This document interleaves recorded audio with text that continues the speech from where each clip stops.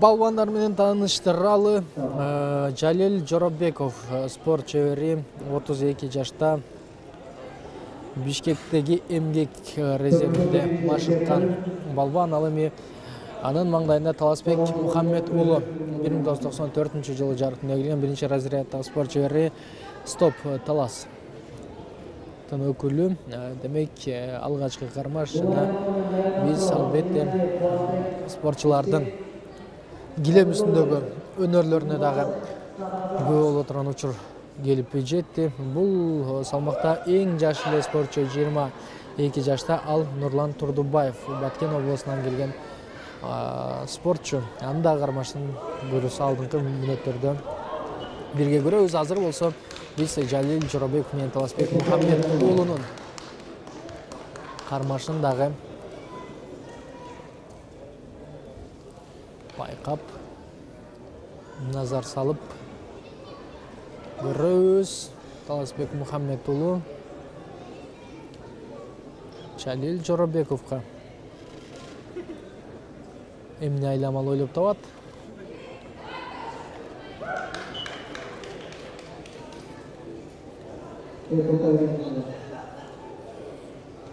Эч кандай бир өзгөчө ыкма деле колдонгонду ойлогон жок. Болгону жөн гана аралыкты экөө бири-биринин катачылыгын издөө менен дагы убакыт өткөрөт. Демек, 1 мүнөттөй убакыт ал ушул жерде деп балбандардын биринен активдүүлүгү жок. Бир упай берилиши керек, албетте.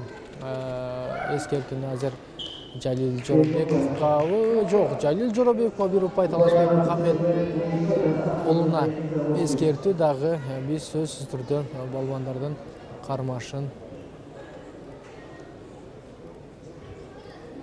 байкап көрөлү. Экөө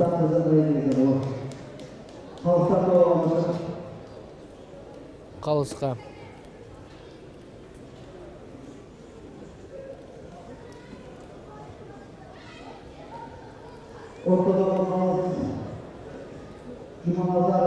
денетти байкайлы.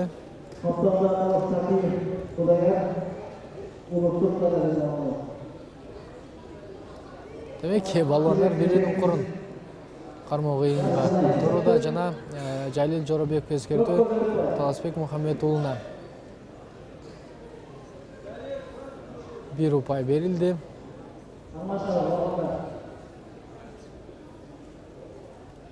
Биринин курдан алды жана ушул жерде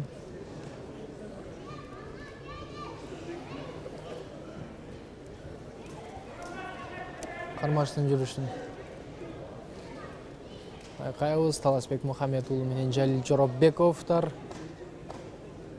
жана бул кармаш эмне менен жыйынтыкталат? Байкайлы. Жалил Жоробеков умтулат.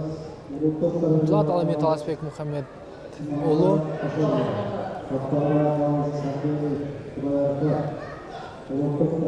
тандашын өзүнөн тартып ыкма жасай беребиз, бирок жок. Жыйынтыгында экөө жөн гана ордуларын алмашып калды. Дагы эми деп кармаштарды улантат. Дал ушундай ыргак көпкө чейин улануусу ыктымал.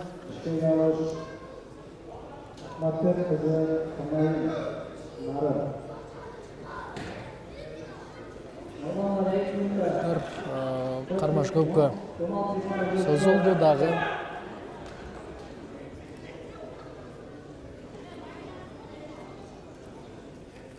Кармаштын жүрүшүн байкайлы. Жарым мүнөт убакыт.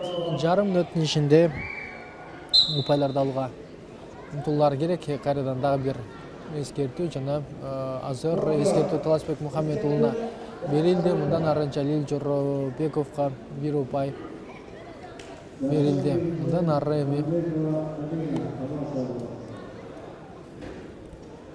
Таласбек Мухаммед уулу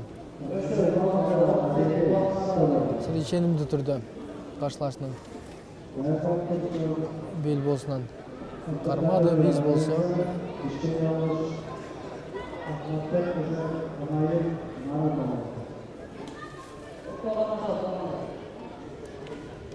Кайлы Эки балуан да эле бири-бири менен тирешип калды. Таласбек Мухаммед уулу азыр мына жандуураак атаандашын кыймылдатып тартып жыгытып кетүүгө чоң